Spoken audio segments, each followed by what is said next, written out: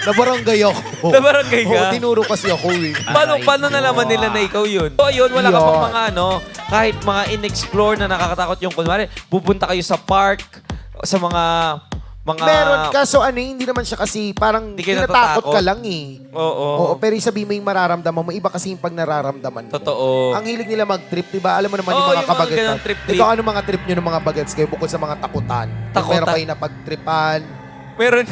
Meron kami yung Yung nakakatawang talagang pag nag-trip kayo. yung alam mo yung sa puno ng mangga, Oo. aakitin namin. Tapos alam namin na dadaan yung mga kababata namin. Oo. Babagsakan namin ng mga mangga doon sa Ay, bukol yun! Ha? Bukol. Hindi naman sa kanya diretso, sa lang. Sabi niya, parang yung malapit lang sa kanya. Oo. Tapos iwas siya. Tapos pag umiwas siya, butayin ulit namin.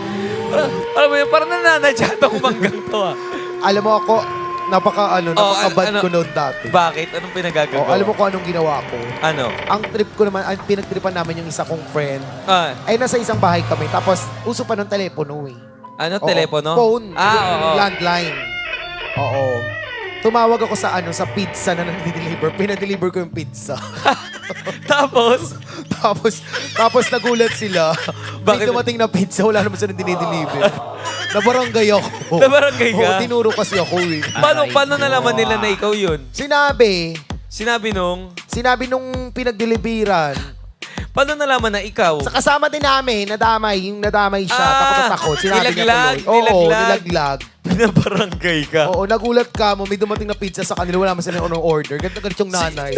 Sino yung nagpabarangay sa'yo, nanay? Oo, tsaka yung may-ari ng pizzahan sa amin sa lugar namin. Kilala pa naman yung time na yon.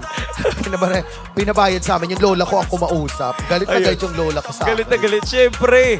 Pag gano'n kasi babayaran, sino nagbayad? Wala nga nagbayad kasi nga paano babayaran? Ay, nung tapos na? Nung tapos Yung na. lola ko. Binayaran ng lola mo. Oo. Pero naawa yung may-ari ng pizzahan, di pinabayad. Hindi na pinabayad. Oo, kasi Buti nga na lang. pinabarangay kami. Kasi nga laking perwish. Totoo. Totoong buhay Hindi yun. daw dapat kasi gawing biro yung Oo. Nagpa-deliver kami. Dalawa pa yun dalawang pizza pa yun. Very wrong. Oo. Yung family pa, yung malalaking pizza Oo, pa. pinadeliver ko dun sa tropa ko. Nagulat yung nanay niya, bakit daw may pizza? Yung tropa ko din nagulat. Kanino galing to?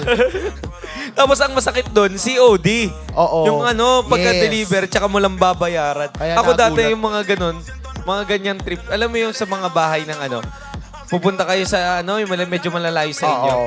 Yung kakalampagin mo yung bahay, sabay Ayan, isa takbo. pa yan, yung magdo-doorbell Oo, kayo. doorbell, sabay takbo. Totoo. Kasi dati wala naman CCTV eh, no? Wala, di uso dati.